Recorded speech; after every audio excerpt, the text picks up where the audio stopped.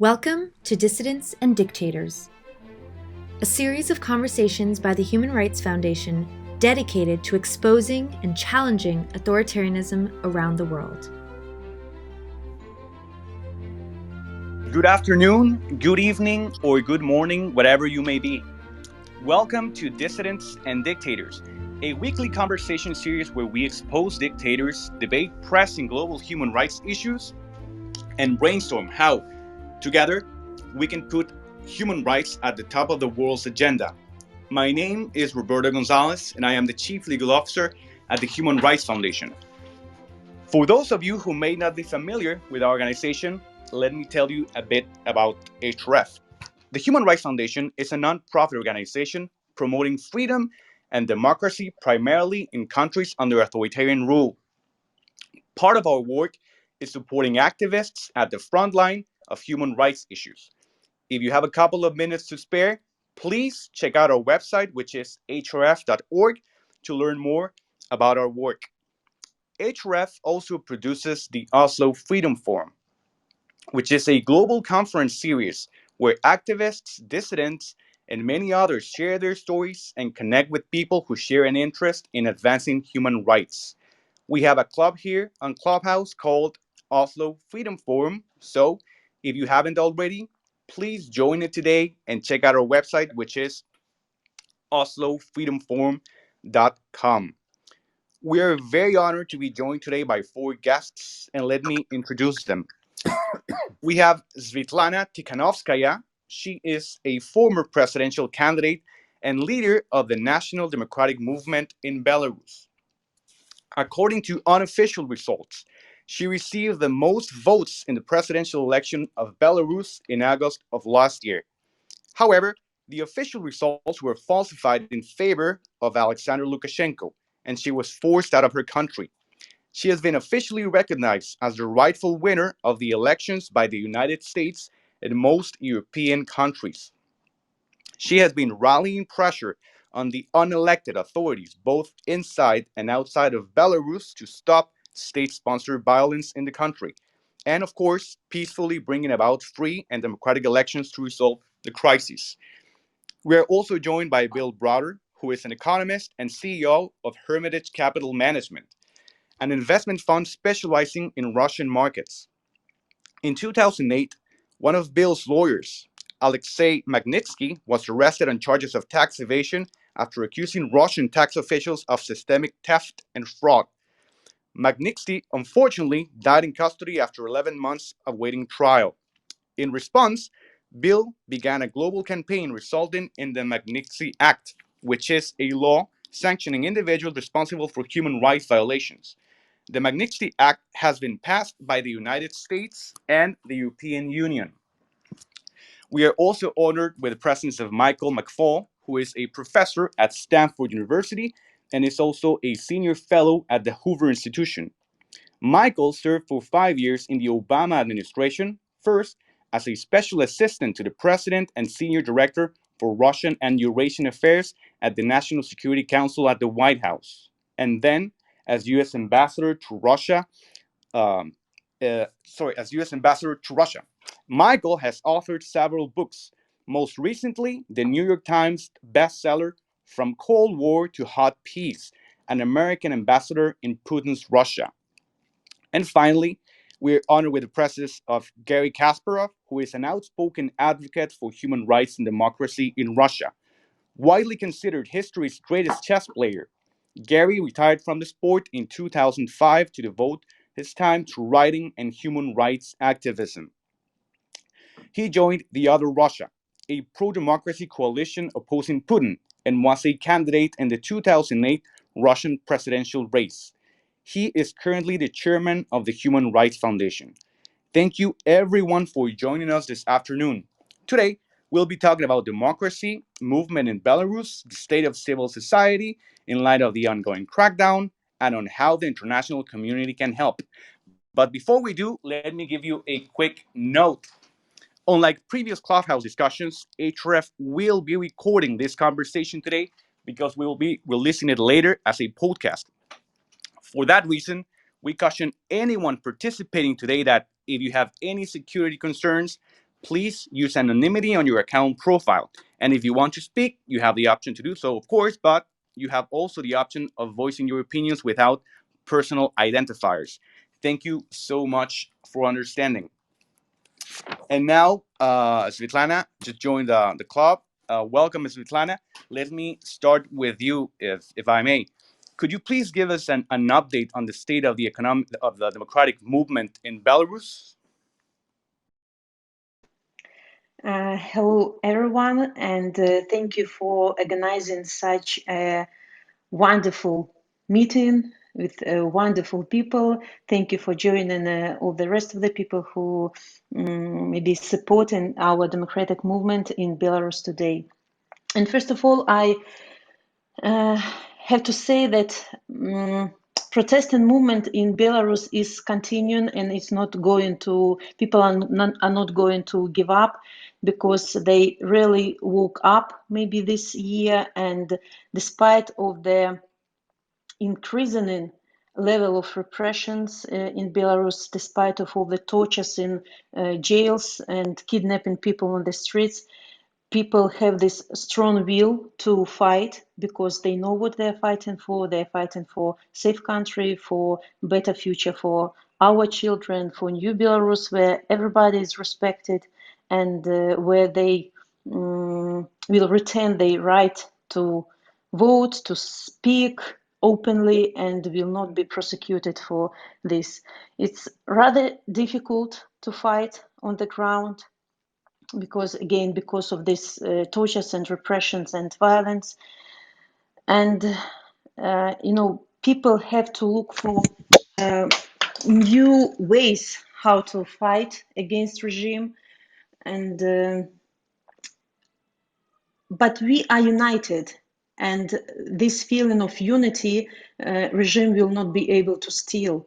So, and maybe during this conversation, we'll be able to find more opportunities to support people in Belarus, to support people who are fighting, not looking at all the repressions. So, welcome everybody. Thank you so much, Svetlana. I know that I looked at your website, and I know you have a pretty comprehensive plan for how Belarus could look in the future. Could you perhaps tell us a bit about your plan for bringing about free and fair elections?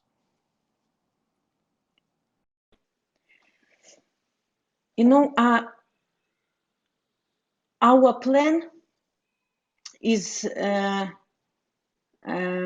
like to solve this problem peacefully.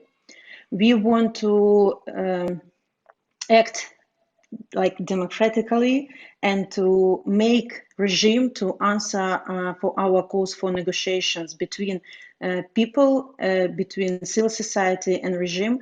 But we need to involve like third part. We consider OSCE to be the best platform for this dialogue, to be a mediator, just maybe to be like guarantors that all the agreements that will be brought to the table, they will be fulfilled in the in the future.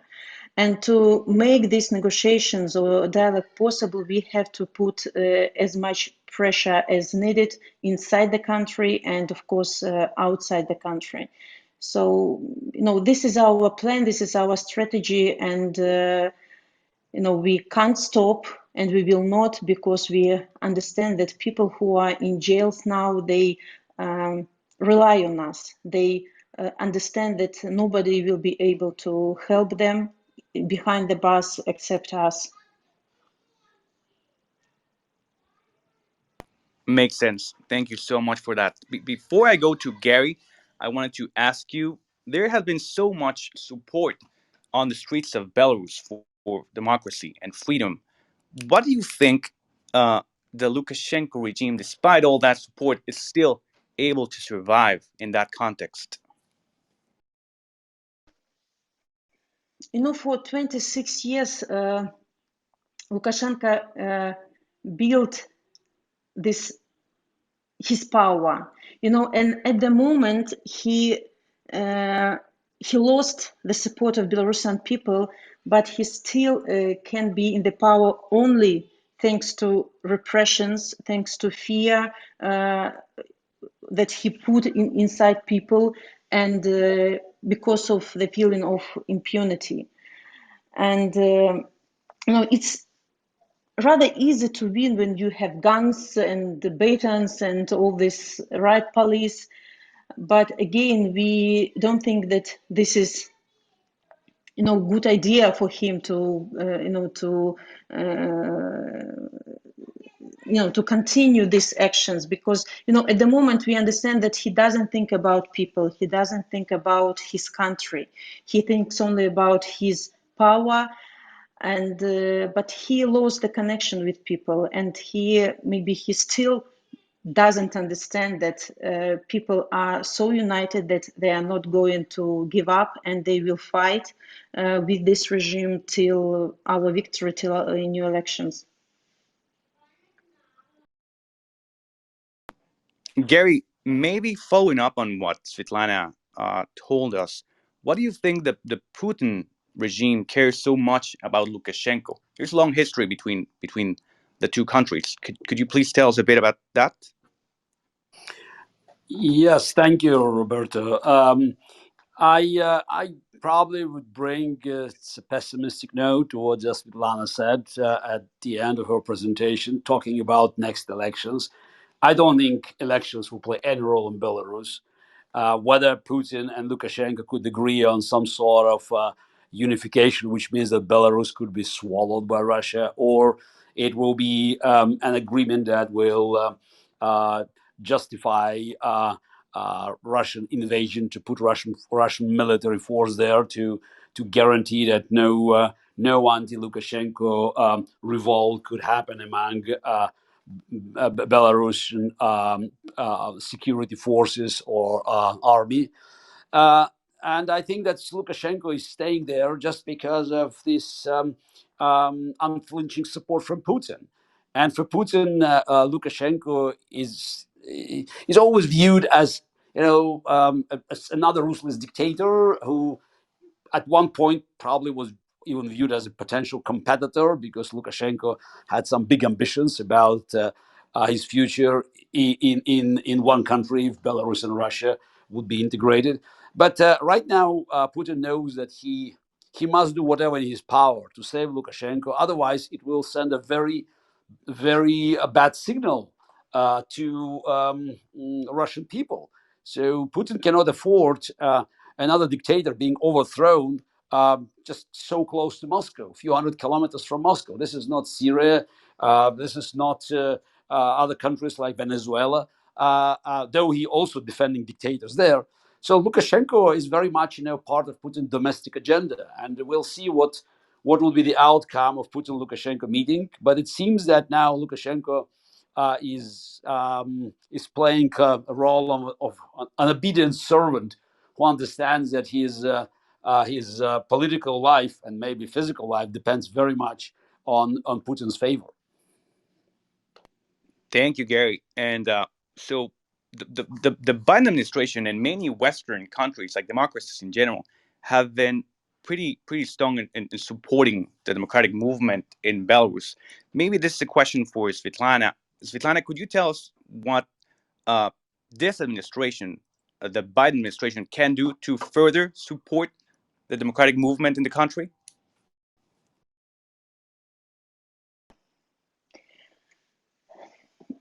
We heard the strong message sent Biden before his becoming president, that he is supporting Belarus people in our fight for democratic changes in Belarus. And we really understand that the USA is a powerful country, is the first democracies in the world, can do a lot in our case. And the fact that they adopted this act of democracy in Belarus in very short period proves this. And we, in a very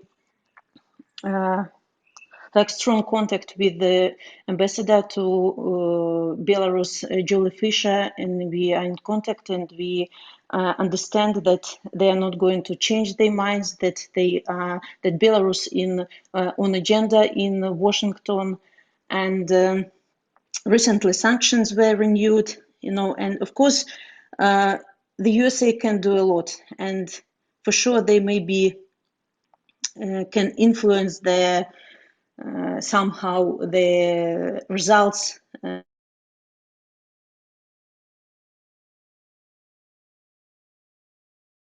I think we have lost Svetlana, but I wanted to ask you the same question, Michael, given your vast experience in government. So what do you think this administration can do to further help the movement in Belarus based on, your experience in prior administrations or in general? Well, first of all, thanks for having me. It's a real honor to be on a panel with President Tikhanovskaya.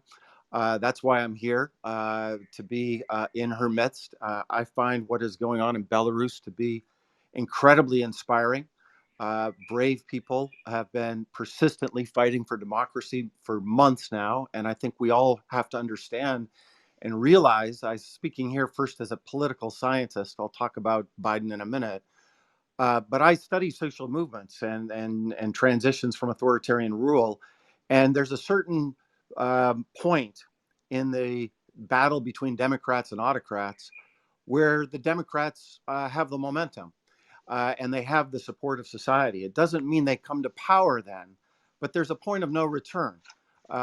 No one I know believes that the Lukashenko regime or a successor to President Lukashenko will ever have legitimacy in Belarus again.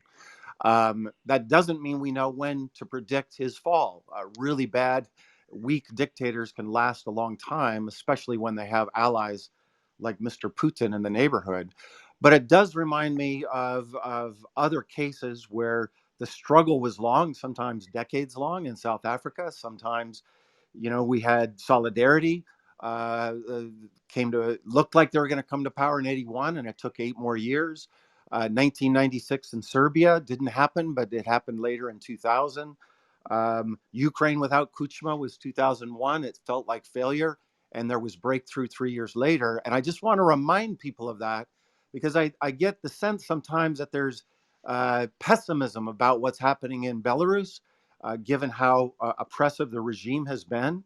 And I just want to remind people that oftentimes there's a failure at breakthrough in the beginning, and then breakthrough happens, years down the road. And I fully predict that will happen with Belarus. I don't know when, but I just do not see a way that this regime ever regains whatever authority, legitimacy, popularity it once had. With respect to the Biden team, I think they have made certainly candidate Biden said the right things. I'm very impressed with our new ambassador and the way that she has interacted with President Tsikhanouskaya. I wish she would use that phrase, President-elect Tsikhanouskaya. Maybe we could use that phrase. I think that's important. Obviously, they could do more if they wanted to. They could do more with respect to sanctions. They could do more with organizing our allies to put more pressure on the Lukashenko regime. And they could do more with respect to how they are handling and dealing with Mr. Putin, because without Mr. Putin, there is no Lukashenko regime. And I also think, and I'd like to hear other people respond to this on this in this meeting. There are other examples of governments in exile that become more consolidated, become more legitimated, and more deeply recognized than right now we see with the governments in exile in Belarus. I was just speaking yesterday to an ambassador in a European country from President Guaido's government. And I think that is another signaling policy that the Biden administration should consider. And then finally, I'm just echoing here. I know lots of people on this call, and I'm thinking of Garry in particular. Always remember when our friend Boris Nemtsov used to say this. Garry says that I know all the time. There's one, what one can do to help democratic opposition movements is one category, and we should dig deeper into that. But there's another category, which is don't help the autocrats.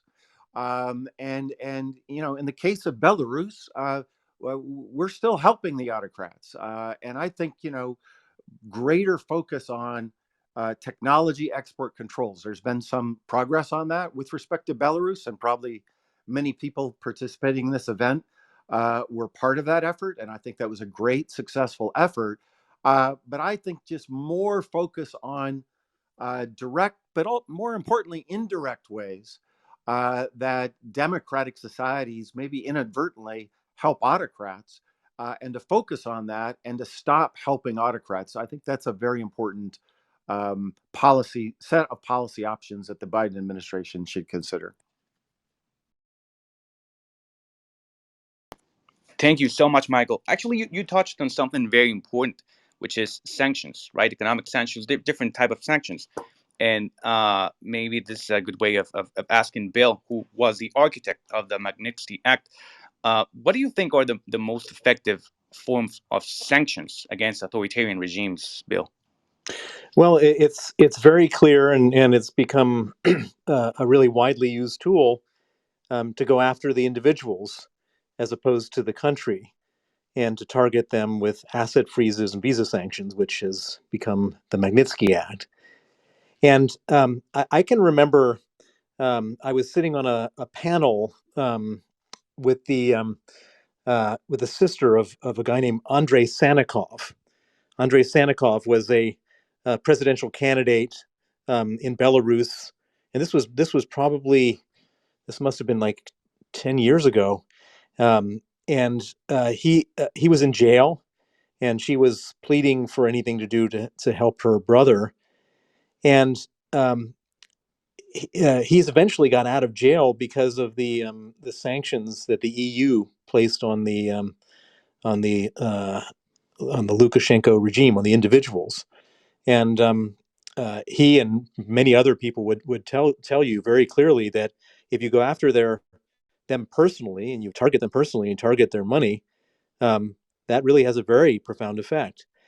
And I also know that some people have been sanctioned, but my friends in the Belarusian opposition would like a lot more people to be sanctioned, and can't understand why more people in this regime haven't been sanctioned. I mean, it's plain and obvious what's going on. We can watch it.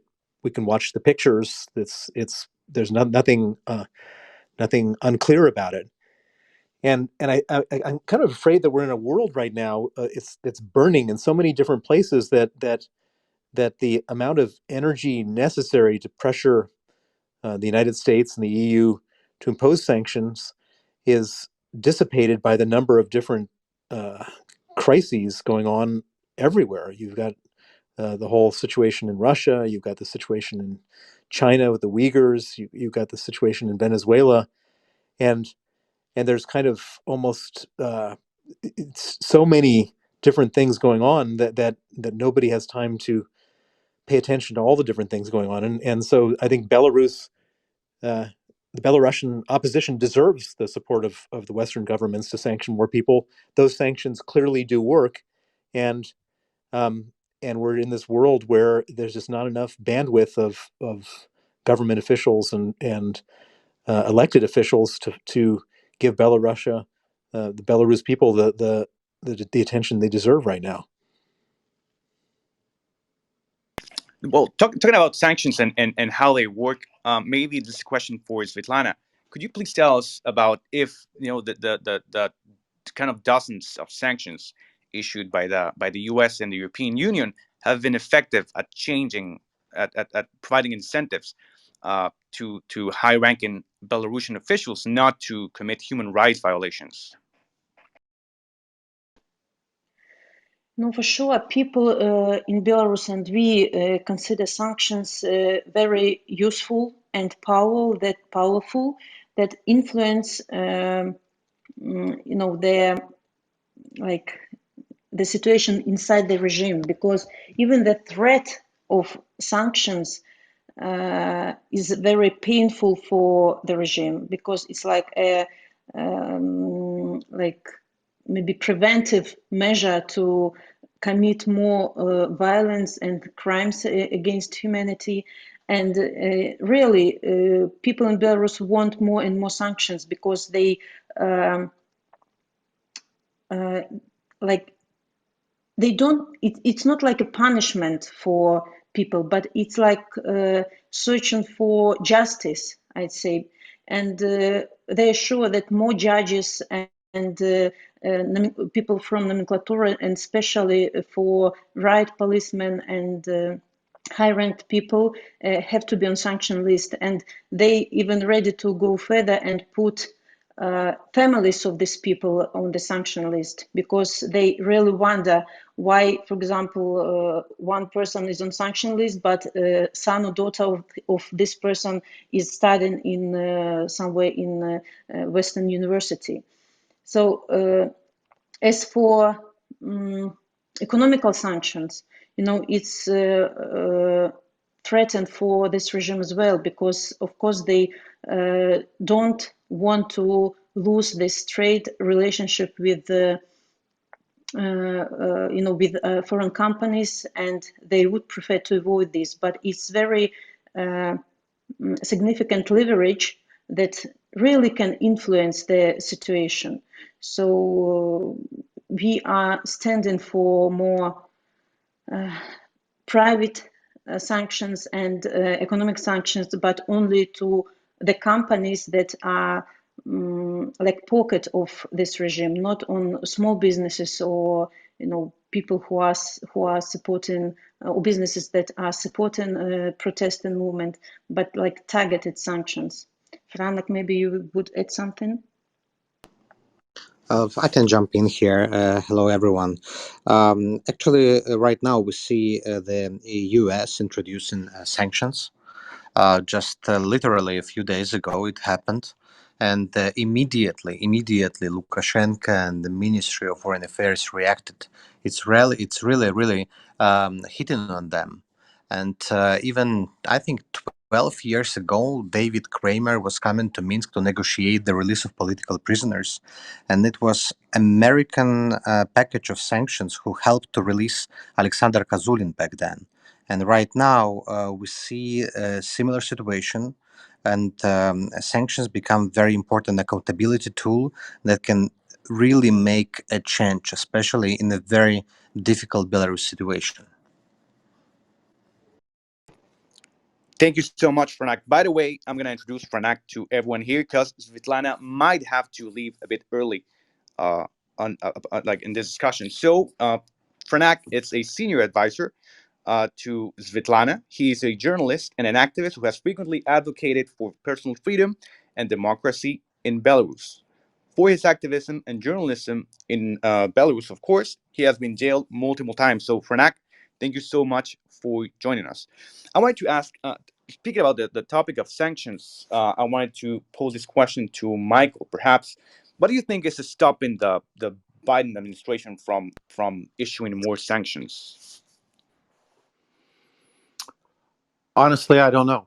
I don't have a sense for what they've decided to do and what they haven't.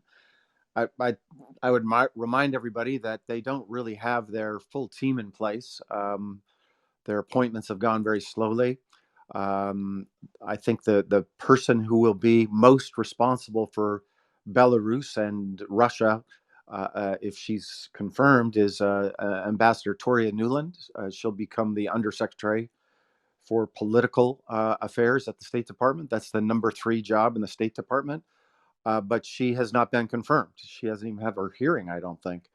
And let alone the new assistant secretary that has been nominated, Karen Donfried has been named. And so, what normally happens in a transition is that they do their policy reviews. I most certainly was part of that back in 2009. And my perception is that a thorough policy review of the region, with Russia in the middle of it, has not occurred yet. I do know they're considering and talking about how they can upgrade their team. And remember, in the Trump administration, they had a special envoy for Ukraine and for Donbass in particular. Kurt Volker was his name, is his name, but he no longer has that position. And I know there's been some discussion: should there be a special envoy for Belarus? Should there be a special envoy maybe for the whole region, specifically focused on issues of democracy? And I actually think that's a good idea, because as a former government official, I can tell you that when you're the senior advisor at the National Security Council for Russia, as I was, or the ambassador, as I was, your portfolio is everything. You have to deal with many other issues besides just the democracy piece, and I feel that, especially for the ambassadors in the region, when you have a special envoy, that special envoy can just focus on one set of issues, and also can be, I think, a very important interlocutor with our allies in Europe. And I most certainly think that would be a welcome assignment, and it would elevate to Bill's point about they have so many things going on. He didn't even mention COVID or the the economy, which is the things that are most central to President Biden's agenda right now. Obviously, there's a lot of focus on China, but I think there needs to be more focus on containing the belligerent policies of Vladimir Putin.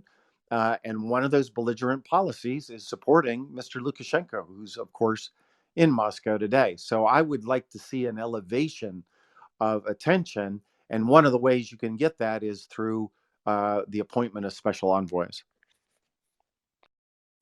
Thank you so much, Michael. So it's a bit over after 12:30, so we're gonna open it for questions from our listeners. So please, everyone, if you have a question, you'll see the option close to the bottom to raise your hand and ask a question. But before we do, let me ask Svetlana, who might or might not have to leave a bit earlier from the discussion. Like, people always wonder, right? What can I do? How can I help?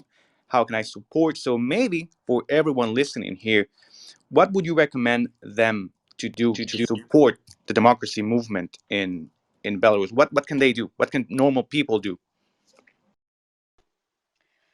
First of all, I want to say thank you to the whole world, the people of the whole world that really showed their solidarity with Belarusian people in our fight. And every day we get the same question: how can I help?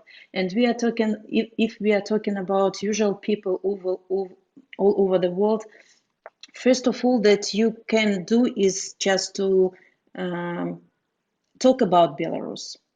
Keep Belarus on agenda in your mass media. I don't know, putting pressures, to your governments to pay attention to Belarusian questions. And what is important for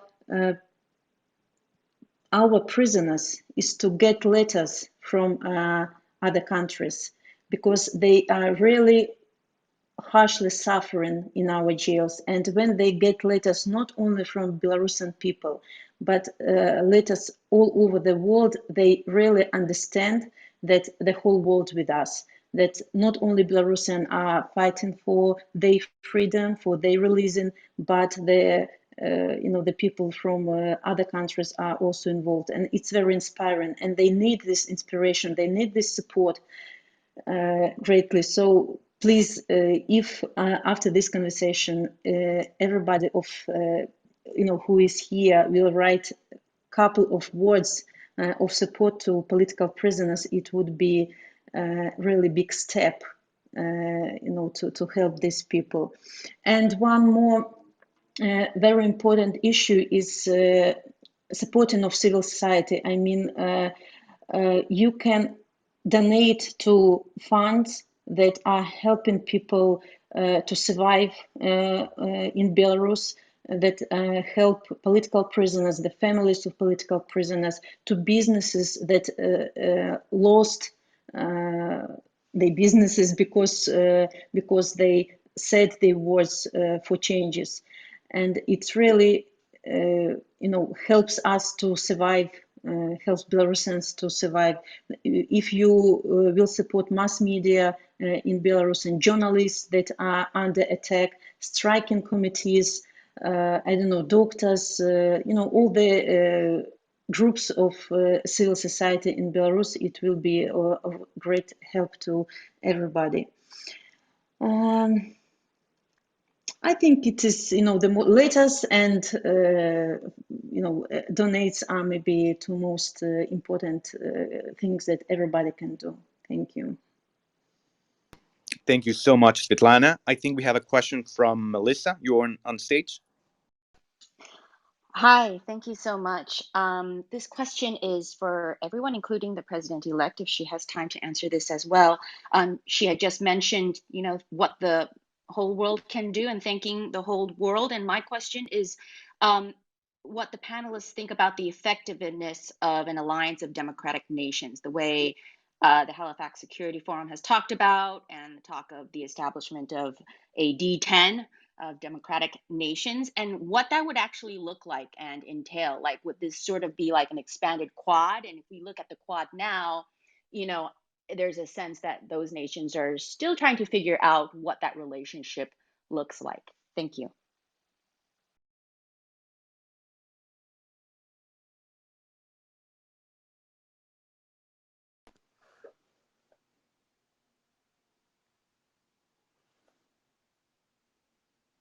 We can start with Michael or Gary or whoever wants to take the question.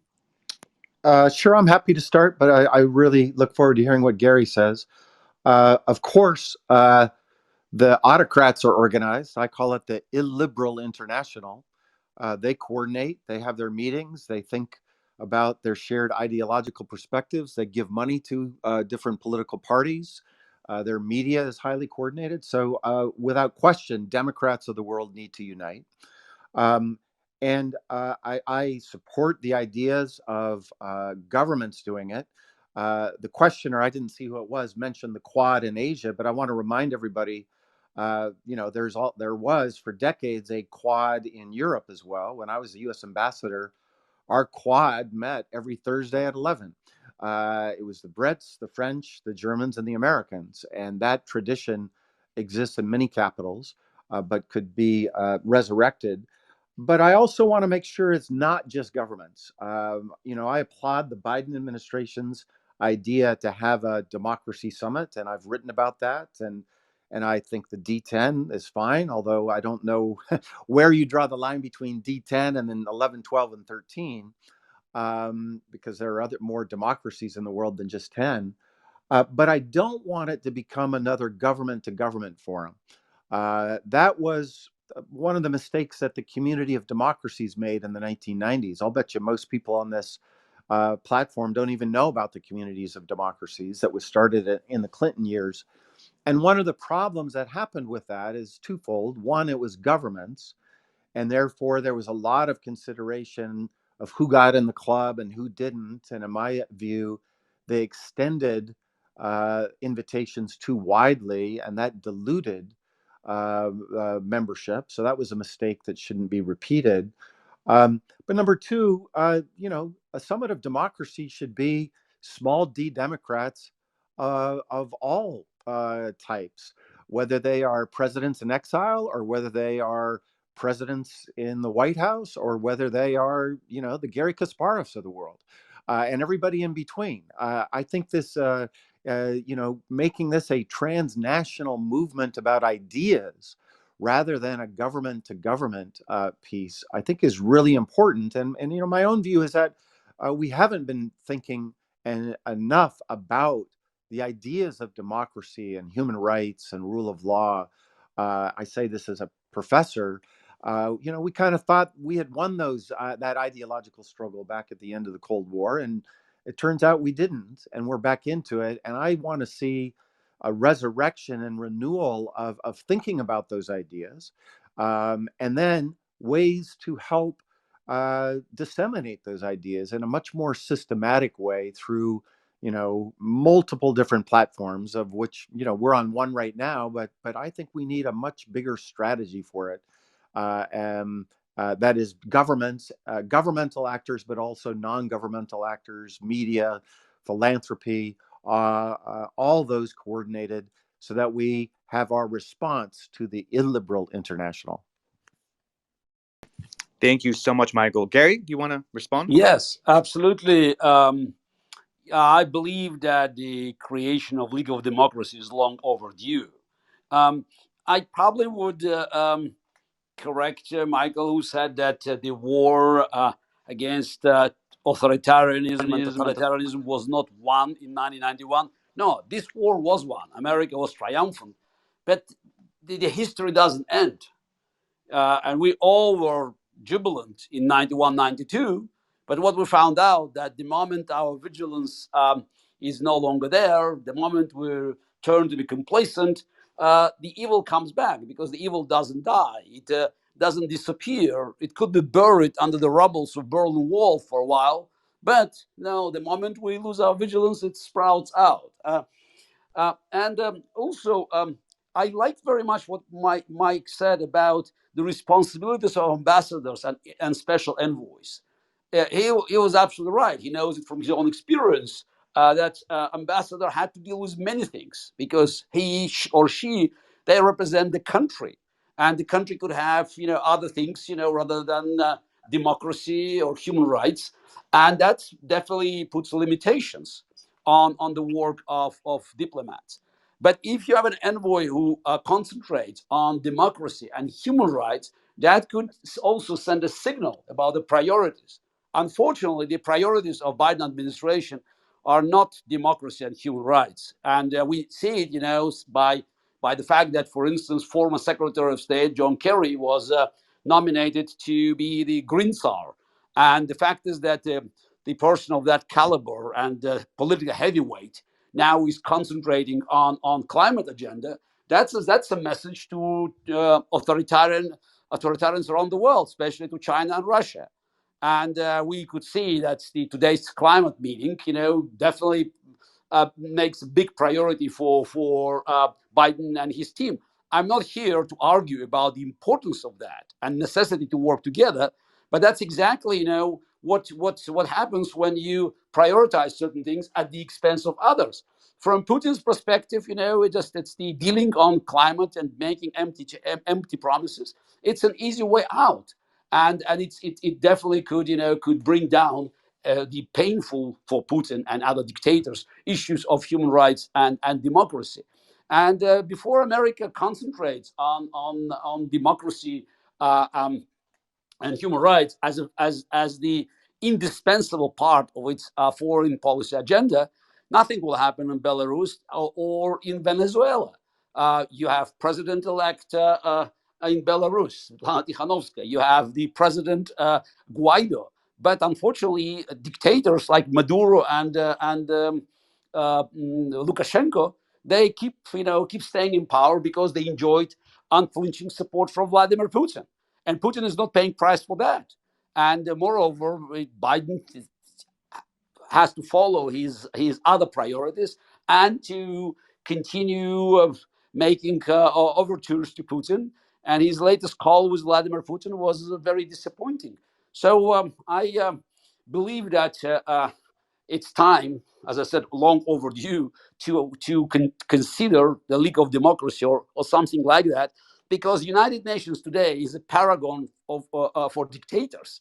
Every week in September, pre-pandemic time, we had the UN week in New York with all the authoritarian and totalitarian leaders gathering here, and it was like a catwalk for dictators.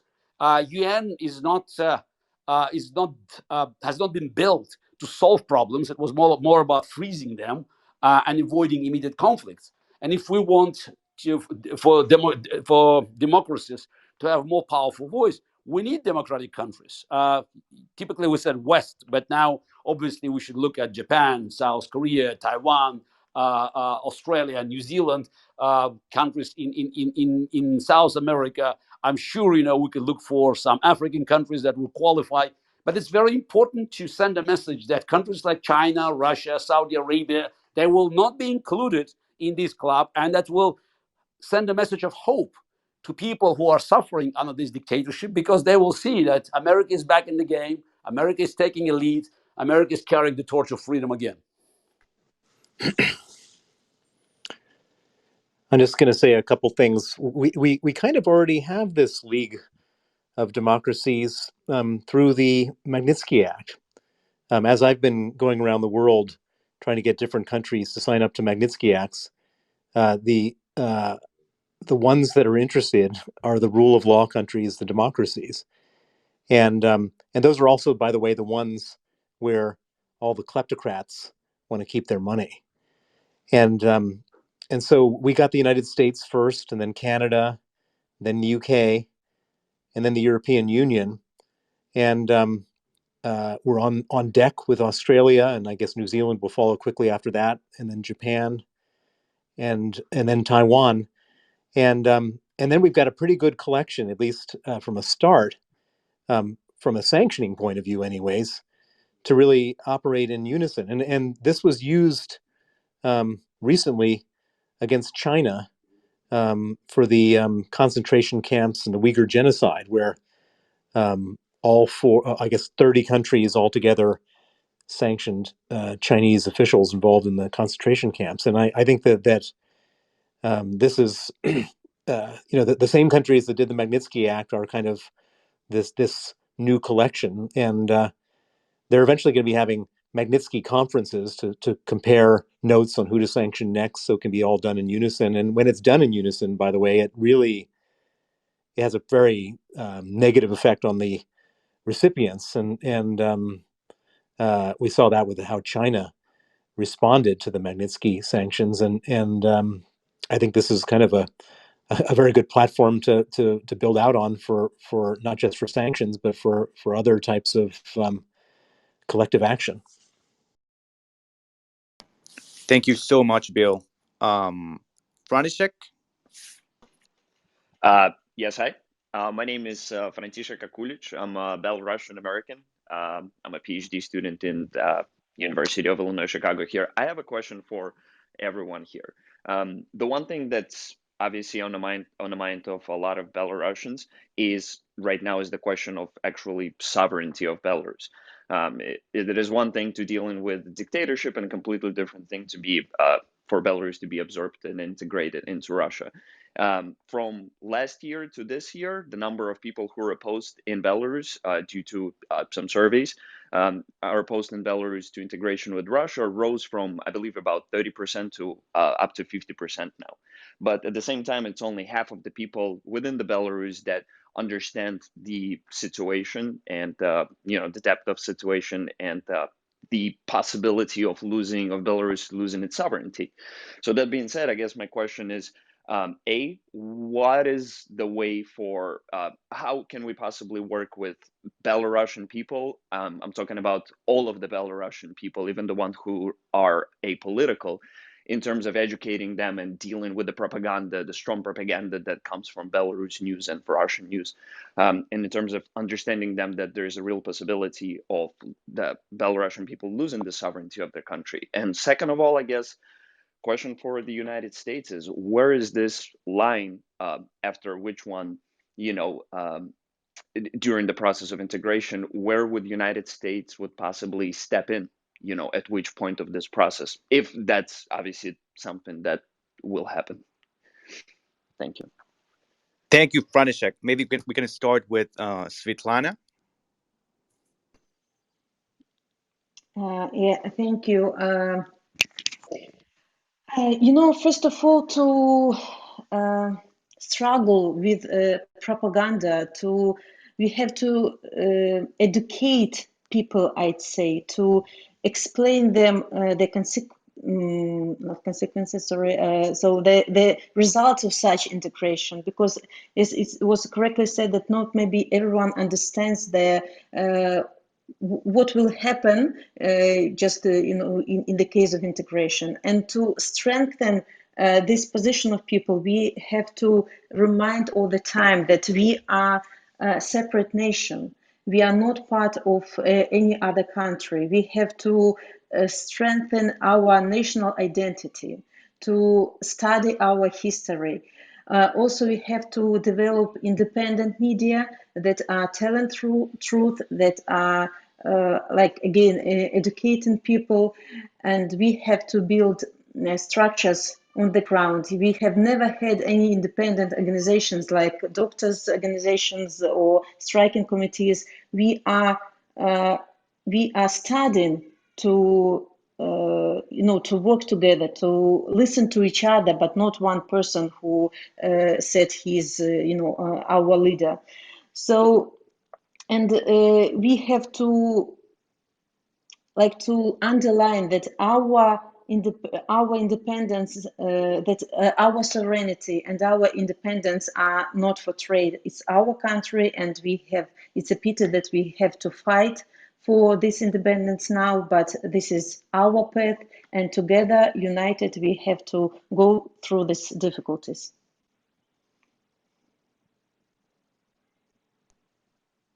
Thank you, Svetlana. Maybe someone else want to take that question as well? I can just add and to emphasize, reiterate what Svetlana has said. Belarusians protested in August last year for free elections, of course, because their votes were stolen. But right now we have more and more issues on the table, and we see the threats that are coming every day, threats to independence and sovereignty, and these topics discussed in the society, they are changing. But I feel that Belarusian society is already mature enough. This feeling of national identity is strong enough, and Belarusians feel absolutely separate, self-sufficient nation.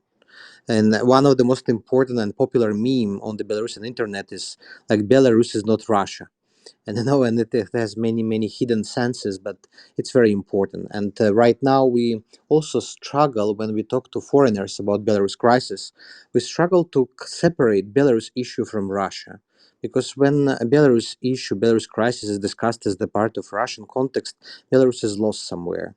We always remind foreign leaders that please consider us separately. It's not the Cold War era. Let's leave spheres of influence in the past. Belarus is separate, Russia is separate, and it will help us a lot to solve a Belarus crisis much quicker than to solve, the whole regional crisis caused by Kremlin's imperial policy. I would like to add, that that in Belarus today, the movement for Belarusian sovereignty and full independence it should be closely tied with the fight against Lukashenko, because they cannot be separated. Lukashenko is not a president. He stole the elections, and he's more and more looks like Putin's envoy in Belarus. And I think what could happen in Belarus might be similar to events in Eastern Europe more than 3 decades ago, where the anti-communist movement against totalitarian regime was combined with fight against Soviet occupation. Technically, we can say that Belarus today is a satellite state of Putin's Russia, and I believe that the free world should, as Pramek said, separate Belarus from Russia, but should hold Putin responsible for supporting an usurper, the man who is known for his ruthless rule and who is relying on brute force repressions to stay in power illegally. And I think that will be very helpful if the free world will combine the fight against Lukashenko dictatorial power with further calls to end Russian attempts to absorb Belarus and to end both de facto and, who knows, maybe de jure, the Belarusian sovereignty. Thank you so much, Garry. Now let's hear from Larry. Yes, hello everyone. Thank you so much for inviting me.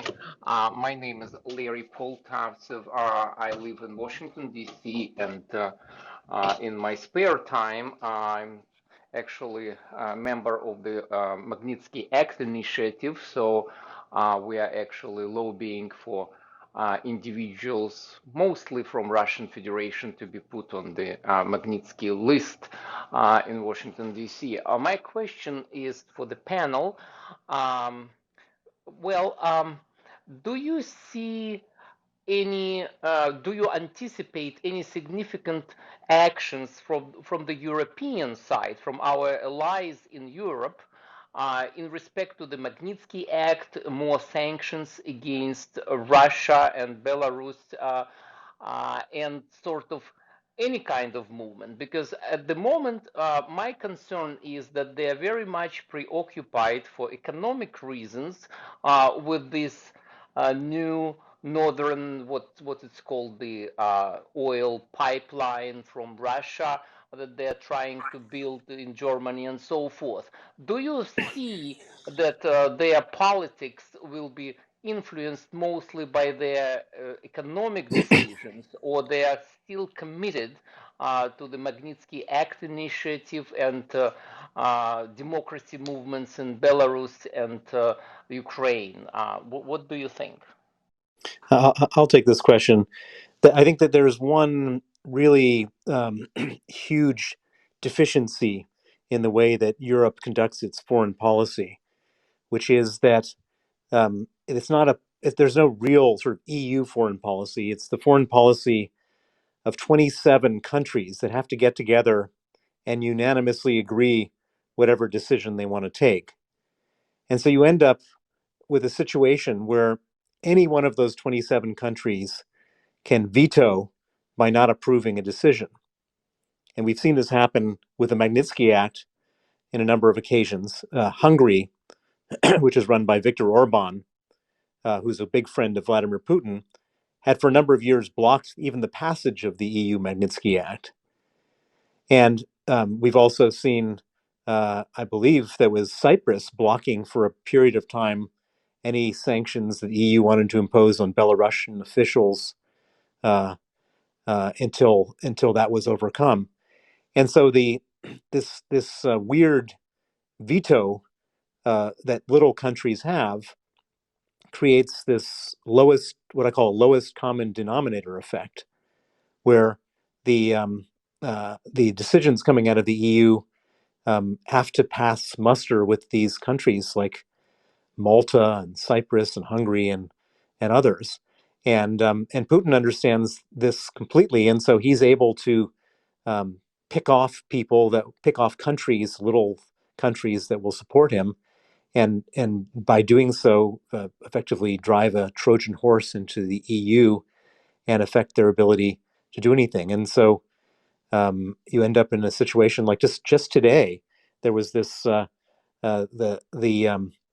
it's been announced that it was discovered that the two guys who did the Novichok poisoning were involved in an explosion of a bunch of stuff in the Czech Republic in 2014, and I mean it was effectively a Russian state terrorist act in the Czech Republic, and the best that the EU could do is say we're deeply concerned by it. And so I think that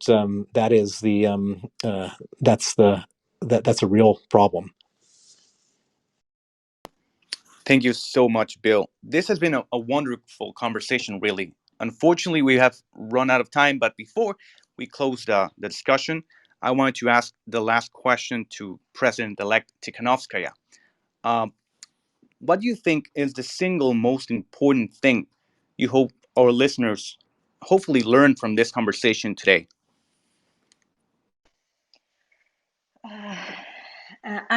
First of all, I I'm really grateful for organizing this conversation. Thank you for involvement in Belarus question. And I have to say that we are in really tough fight for our democracy. And I understand that all the responsibility for in this fight lies on Belarusian people. But I have to say that this situation is the challenge for for all democratic countries as well. And I want to call you to stand for the democratic values. It's human rights, dignity, I don't know, right to choose, to stand, to vote, or to speak, to vote, and just be with us on this difficult path. And with your help, with your solidarity, we will succeed. And we will be grateful to all of you during the next decades. So thank you once again, and thank you to all the participants, and Живи Belarus. Thank you so much, and thank you everyone, our listeners, for joining the conversation. Thank you, Michael, Bill, Garry, Franak, and President-elect Tikhanovskaya. It has been wonderful, really, and enlightening. I don't know, Michael, if you have some last words. No, just my last words is it's a pleasure to be with you all. Really interesting conversation, and I'm honored to be with everybody here. This is my first Clubhouse event, so I'm now inaugurating one more platform about what to speak about these issues. But I'm very honored to be here. Thanks a lot for everybody. Thank you, Michael, so much. And thank you, everyone, for listening. Please join us next week with another interesting conversation as part of our Dissidents and Dictators Clubhouse. Thank you so much, everyone.